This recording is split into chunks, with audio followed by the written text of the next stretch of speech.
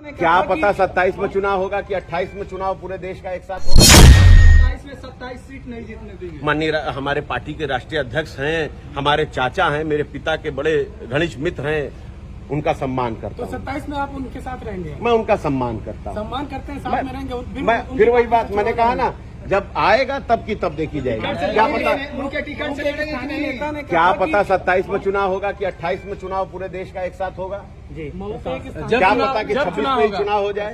तो छोड़िए ये सब, ये सब सुनिए,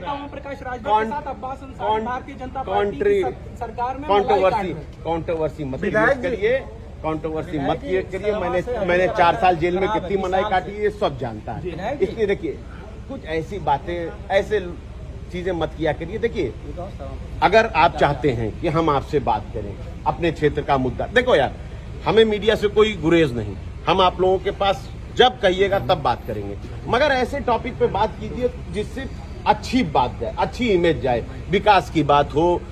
अब फालतू आप लोग टीआरपी के लिए, फलाना के लिए, इसके लिए बहुत लोग घूम रहे हैं टीआरपी देने के लिए। आप करिए एक राजनीतिक सवाल सुनिए, एक माननीय सदस्य से अब बात कर रहे हैं अगर आप, तो उससे बात करिए, तो उससे विकास कार्य की बात कीजिए ना।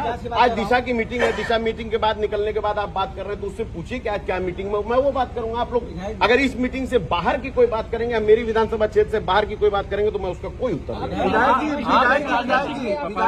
बिजली विभाग खराब है। विधायक जी,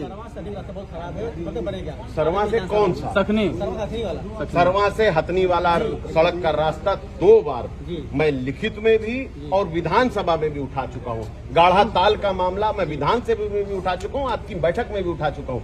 एक जनप्रतिनिधि का काम, देखिए, मेरी विधायक निधि से होने वाला वो कार्य नहीं, आप भी जानते हैं कितना बड़ा कार्य है, विधायक निधि से तो हो नहीं पाएगा, हमारी एक लिमिट है। तो हम उसके लिए कोशिश कर रहे हैं, लगातार उठा रहे हैं। आज भी मैंने डीएम साहब से बात की, उन्होंने कहा कि मैं इस पर निरीक्षण कराऊंगा।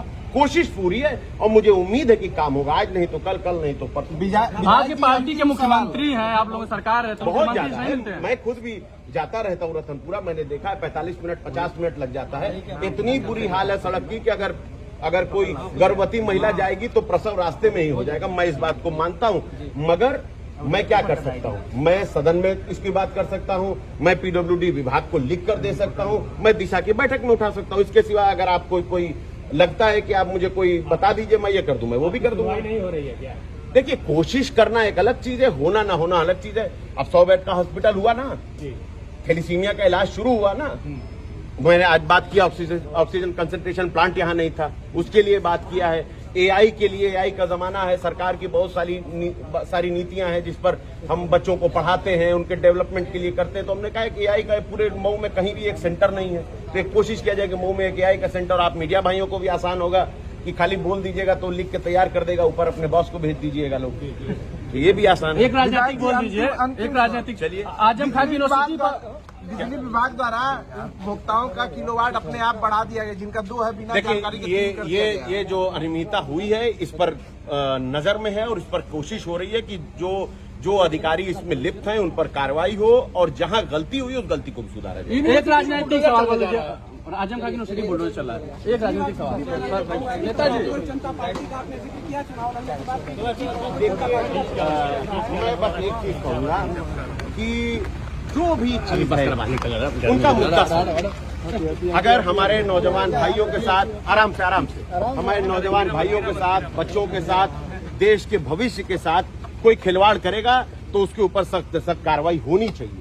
सोनम वांगचुक की हंगर स्ट्राइक अब तक तुड़वाई नहीं गई है, 19 दिन हो गया। देखिए, कोई तोड़वा नहीं सकता है, सब उनसे विनती कर सकते हैं। मैं भी आपके माध्यम से उनसे विनती कर रहा हूँ कि उनको अपनी हंगर स्ट्राइक तोड़ करके और तरीके के चीजों को करना चाहिए, क्योंकि इससे पहले भी गंगा सफाई के लिए एक महानुभूति ने अपनी प्राण त्याग दिए, मगर आज तक उसका कुछ नहीं हुआ। तो मुझे लगता है कि देश को उनके जैसे व्यक्ति की, उनके जैसे विचार की बहुत जरूरत है।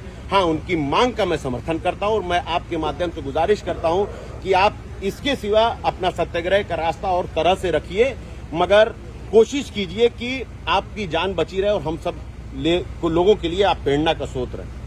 धन्यवाद। ठीक है, रामपुर में बुलडोजर चला जा रहा है, कुछ बोल दीजिए। और कोई बता दीजिए। चलिए साहब, ठीक है, धन्यवाद।